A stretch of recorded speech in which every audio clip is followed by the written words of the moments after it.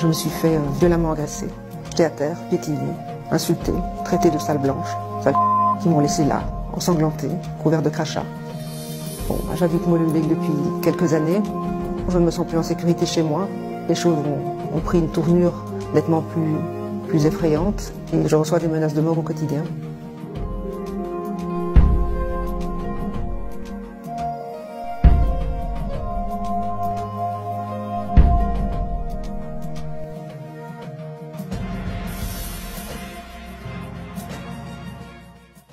Bonjour, je m'appelle Nathalie et peut-être certains d'entre vous m'ont déjà vu sur les réseaux sociaux car j'ai témoigné à visage découvert devant des journalistes de Livre Noir.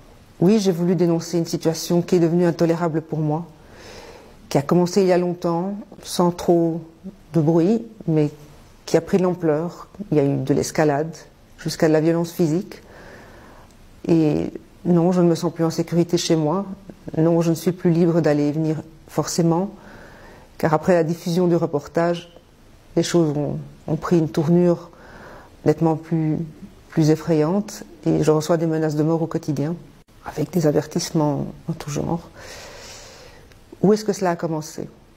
Bon, moi, j'habite Molenbeek depuis quelques années et au départ, ça allait. C'était une commune qui me paraissait mixte. J'avais des voisins de toute nationalité qui, comme moi, se levaient le matin, partaient travailler, on rentrait le soir dans un immeuble tranquille. Et puis, subrepticement, c'est arrivé, voilà, des gens qui travaillent pas, qui vivent selon un autre mode de vie, qui ne partagent pas du tout nos valeurs et qui ont décidé de faire la loi, qui ont décidé que l'immeuble était à eux et qu'on devait vivre selon une toute autre loi que la loi de ce pays, qu'on n'était plus libre d'aller et venir comme on voulait, de dire ce qu'on voulait, de manger ce qu'on voulait, de s'habiller comme on voulait. Bien sûr, les femmes ont été les premières victimes. Bien sûr, je n'ai pas été la première victime, parce qu'en fait, moi, je suis née en Belgique, je suis chrétienne, et maintenant je sais que les premières victimes, c'était les musulmanes modérées, celles qui s'habillaient trop à l'européenne, qui osaient vivre librement, sortir sans se couvrir la tête. Ces femmes-là ont été les premières incitées à s'habiller décemment et avec pudeur. Et puis oui, j'ai vu les looks changer dans l'immeuble, et puis les suggestions appuyées pour que je fasse de même, et puis les remarques aussi sur les décorations de Noël, sur ma façon de vivre, ce que je lisais, les courses qu'on fait, tout était observé. Oui, les allées et venues étaient surveillées. C'était déplaisant, mais on pouvait vivre avec encore, finalement on cède du terrain.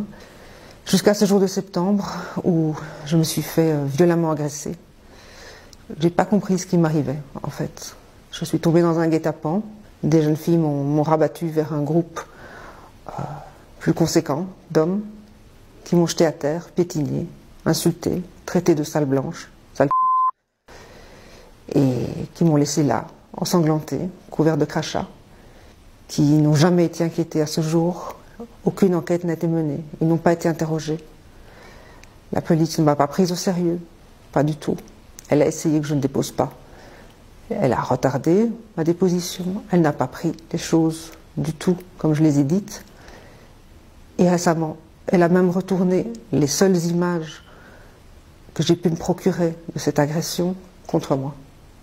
Alors qu'il y avait des images de caméras publiques qui n'ont jamais été exploitées et qui auraient pu non seulement me disculper, mais prouver à quel point j'avais une horde sur moi, une horde qui s'en donnait à cœur joie, et ceux qui ne frappaient pas filmaient. Bien sûr, j'ai gardé des séquelles physiques, j'ai eu d'énormes frais médicaux, j'ai bien sûr aussi des séquelles psychologiques. J'espère m'en remettre, mais je ne trouve pas normal qu'à ce stade, on me dise que c'est à moi de partir, parce que c'est ce qu'on me dit. On me dit que je n'ai pas réussi à m'intégrer. C'est le monde à l'envers, je pense, qu'une commune qui se dit multiculturelle a finalement une bourgmestre qui a fait un tel clientélisme qu'elle a préféré donner les clés de sa commune à des islamistes radicaux qui chassent le Belge pour vivre entre eux, parce qu'ils n'ont pas du tout d'ouverture d'esprit, parce qu'ils clament du matin au soir que nous sommes racistes, alors que c'est eux qui montrent à chaque instant qu'ils sont racistes, en installant comme ça cette vie qui est rythmée par leur trafic divers, par leur surveillance sociale, par les checkpoints aussi, des interdictions de rentrer, des empêchements de sortir. On est suivi, tout est noté, ils font des dossiers sur les gens. C'est vraiment invivable. C'est un communautarisme qui bénéficie effectivement de l'appui politique. Je ne voulais pas y croire. J'en ai fait les frais. Voilà. Et quand j'ai voulu en parler à la bourgmestre, j'ai vu qu'il y a des mots qu'on n'avait pas le droit de prononcer devant elle, que même quand on a frôlé la mort, on n'est pas pris en considération, que j'ai beau lui écrire, elle ne répond pas, elle ne veut pas me voir. Pareil pour quelques-uns des élus et autres employés autour d'elle, que la police semble effectivement bien démunie, mais est-ce par paresse? Est-ce qu'elle obéit à certains ordres? Je n'en sais rien. Mais ce n'est pas normal de me retrouver aujourd'hui accusée d'avoir agressé ces gens, alors que j'ai des images où on voit des gens en nombre sur moi. Je suis pliée en deux, traînée, lynchée. Et ça, c'est comme si ça n'existait pas. Donc oui, aujourd'hui je témoigne, à visage découvert encore une fois. Oui, je prends des risques, parce qu'à ce stade, si personne ne le fait, les gens vont disparaître les uns après les autres. C'est déjà le cas d'ailleurs. Les gens ont fui cet immeuble, certains en abandonnant toutes leurs affaires sur place. Et ça, bien sûr, ça fait le jeu de ceux qui se sont emparés de cet immeuble. Puis du quartier, forcément. Et après, on dira qu'il y a des ghettos et que c'est de notre faute. Non. Quand je suis venue m'installer à Molenbeek, j'ai voulu prouver et croire que le vivre ensemble était possible. Manifestement, ce n'était pas le cas de tout le monde. Beaucoup de gens sont là et veulent vivre entre eux, seulement entre eux, avec éventuellement la présence de quelques personnes en sous-statut, en dimitude, en quasi-esclavage. Et aujourd'hui, où en suis-je? Eh bien, il y a une semaine, j'ai été licenciée pour faute grave, parce que oui, mes employeurs aussi ont vu cette vidéo, cette interview que j'ai donnée, où on me voit un peu trop à leur goût, de laquelle ils se sont fait une image erronée de moi, dont ils n'ont pas voulu parler avec moi calmement, sur la base de laquelle ils ont pu faire un dossier pour faute grave. Donc, aujourd'hui, voilà, je paye pour avoir été agressée, doublement, triplement, en plus des frais médicaux.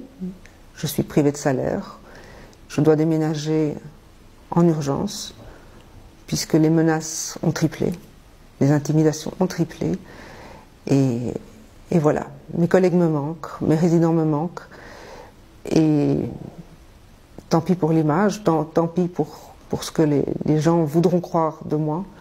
Les gens vous diront, peut-être que se diront, mais qu'est-elle allée faire là-bas, comme la police me l'a dit, mais pourquoi êtes-vous venu vous installer à Molenbeek? Parce que moi je pensais qu'on pouvait s'installer à Molenbeek quand on était belge, avec des papiers belges, et la volonté de vivre ensemble. Et je vois que ce n'est pas le cas.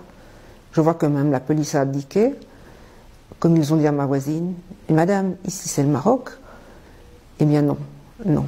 J'ai assez voyagé pour savoir que ce n'est pas le Maroc, ce n'est pas ça le Maroc. Non, ce qu'on vit là, c'est la terreur, c'est les gangs, c'est quelque chose d'autre, qui est d'une violence inouïe, mais qui est passé sous silence pour des raisons évidemment politiques, parce que tout n'est pas bon à dire dans ce pays.